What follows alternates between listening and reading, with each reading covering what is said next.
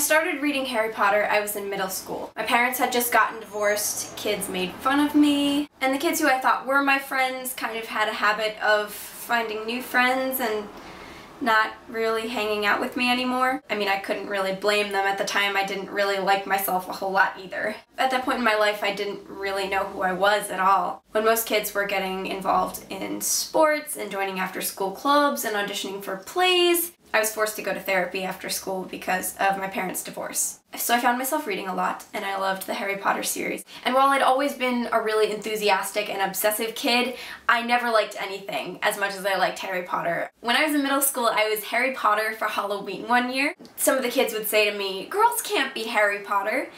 So I started just telling people I was Harriet Potter instead. Whatever. Girls can totally be Harry Potter. High school was pretty much the same for me, except by then I had kind of figured out what I like and that people didn't really have to get it. Though at that point I still kind of cared what people thought about me, so I tried to keep quiet about my enthusiasms. So at that point only my friends really knew about my obsessions, but even they were kind of weird about it. And I kind of got the vibe that they weren't really okay with the level on which I enjoy things. So the turning point was when I discovered online fan communities. I'd rush home from school, and regardless of how bad that day was, I could go on my computer and everything would be okay again because I'd be reminded that there are people just like me out there. They're just a little farther away. Finding out that there were other people out there who enjoyed things just as much as I do and were just as excited about the things that they loved was huge for me. It changed everything, really. I honestly felt a whole lot lonelier in a school full of people than I ever did in my room alone with my computer. Ever since I was a little kid, I really loved to sing, and it wasn't until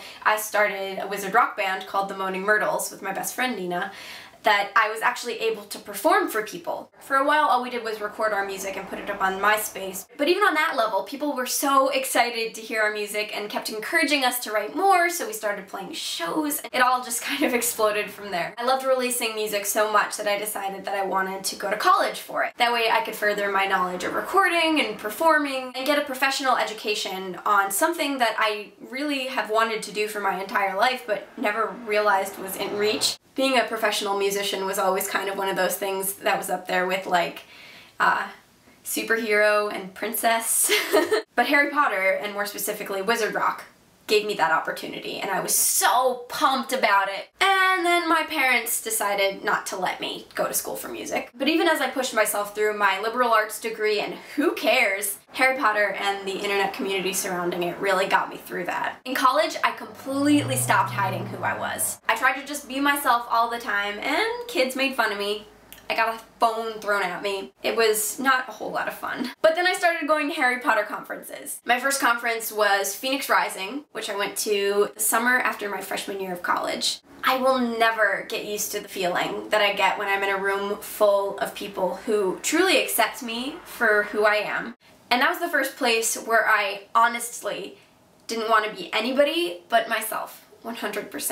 And that was awesome enough to get me through 3 more years of college. Not only did Harry Potter allow me to live my dream of being a professional musician, it got me through 11 years of feeling like I needed to hide who I was.